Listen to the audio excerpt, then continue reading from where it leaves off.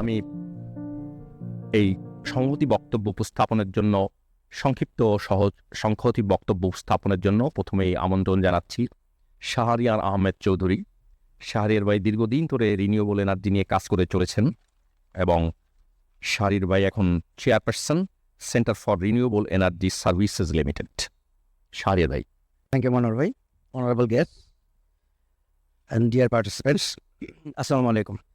So it's a privilege for me to talk something on the, on this energy conference. I think our collective commitment to energy security, sustainability, and national development brings us together in this platform. আজকে যেটা theme, current status and future pathways of the energy sector, এটা reflect করে যে আমাদের যে future বাংলাদেশটাকে আমরা energy সেক্টরে কীভাবে দেখতে চাই। আমি একটু বাংলা ইংলিশ মিশিয়ে বলবো, কারণ যেহেতু এখানে আমাদের ফরেন পার্টিসিপেন্টস রয়েছে।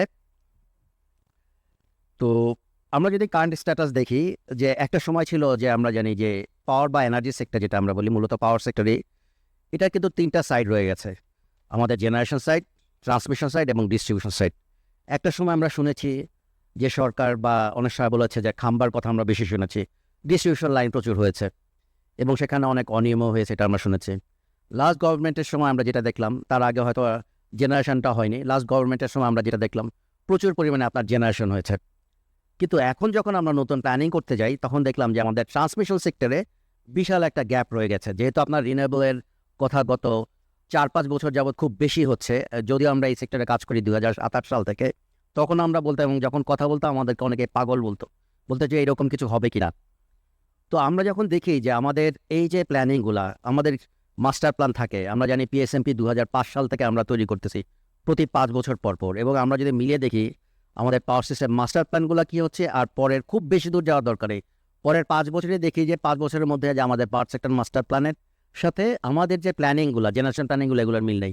ছোট্ট একটা এক্সাম্পল দেয় যে আমাদের last power system master plan যেটা হয়েছিল 2015 সালে, এবং সেখানে কিন্তু আমাদের পায়রাতে যে বিশাল একটা পাওয়ার হাব হবে তার কোনো উল্লেখ ছিল না, কিন্তু আমরা দেখি যে পায়রাতে বড় বড় আপনার কোল বেসড পাওয়ার প্ল্যান্ট হচ্ছে, এবং আমাদের সেই সমস্ত পাওয়ার প্ল্যান্টগুলো হওয়ার কথা ছিল না বা উচিত ছিল না যেগুলো আমাদের হচ্ছে।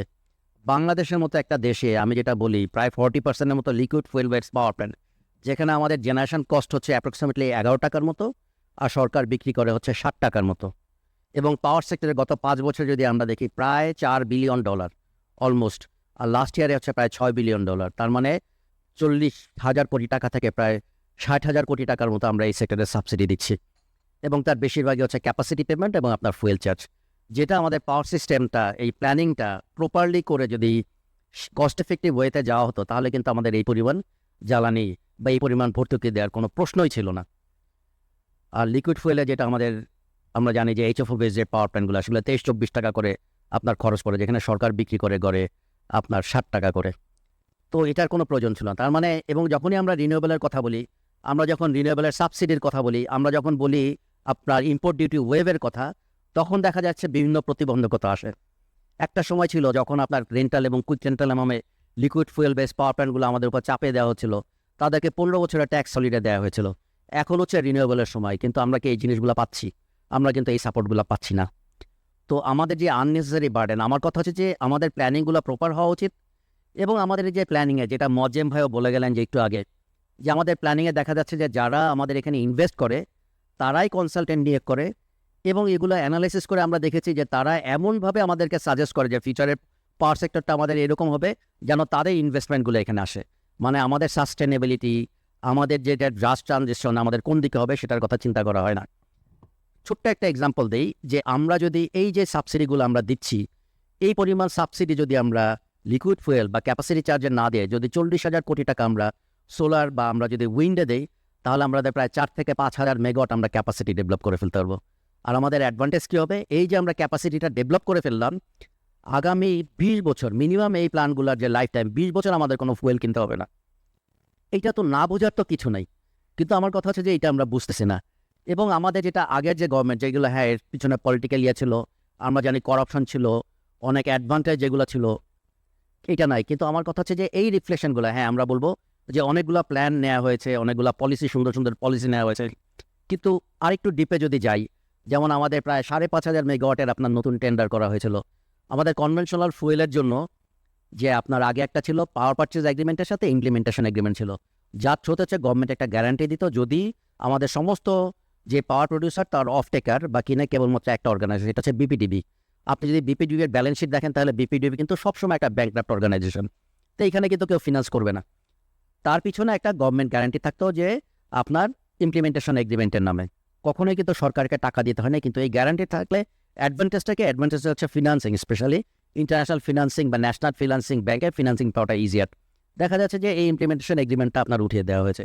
তো আমার কথা হচ্ছে এগুলো কনভেনশনাল পাওয়ারের জন্য রাখা উচিত ছিল, উঠে দেওয়া ঠিক আছে, কিন্তু রিনিউয়েবলের ক্ষেত্রে রিনিউয়েবলকে সাপোর্ট করার জন্য কিন্তু এটা রাখতে পারতো। আরেকটা জিনিস ছিল আমাদের যে পিপিএগুলো যে ছিল, সেই পিপিএগুলো ছিল 20 ইয়ার্সের, 20 বছরের পিপিএ, 20 বছর হচ্ছে পাওয়ার সে পারচেস করবে, কিন্তু এটা বললো যে গভর্নমেন্টের উপর বার্ডেন হয়ে যায়। তো এখানে নতুন একটা টার্ম অ্যাড করা হলো যে টার্মিনেশন ইনকনভিনিয়েন্স। এই টার্মটা অ্যাড করে বললো যে অফ টেকার মানে পিবিডিবি যে কোনো সময় ইচ্ছা করলেই আপনার কি করতে পারবে, আপনার কন্ট্রাক্টটা টার্মিনেট করতে পারবে।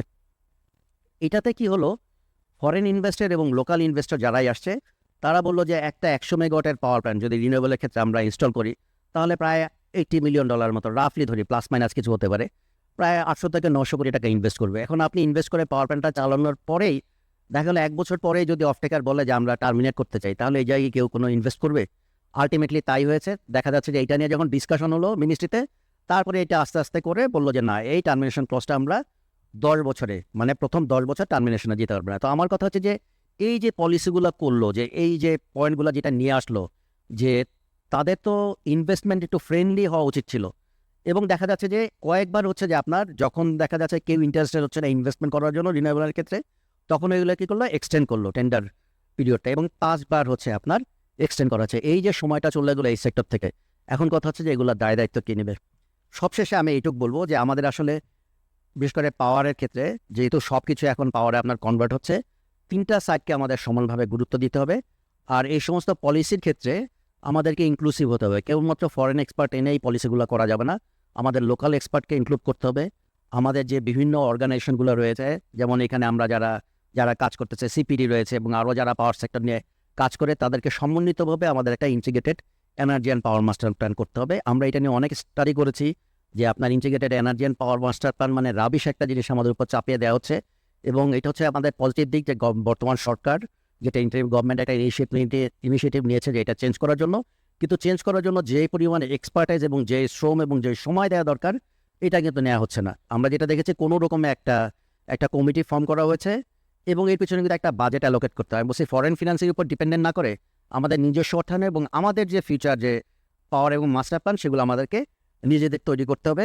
এবং এক্ষেত্রে আমাদের গভর্নমেন্ট থাকতে হবে, ইন্ডাস্ট্রি, একাডেমিয়া, আমাদের সিভিল সোসাইটি, আমাদের যারা ইন্টারন্যাশনাল পার্টনার আছে তারা, এবং ইন্ড ইউজার, সবাইকে নিয়ে আমাদের এই ট্রানজিশনটা যেন জাস্ট ইকুইটেবল এবং প্রত্যেকের জন্য ভেরি ট্রান্সপারেন্ট হয়। এটুকু বলে আমি আমার বক্তব্য শেষ করছি। Thank you.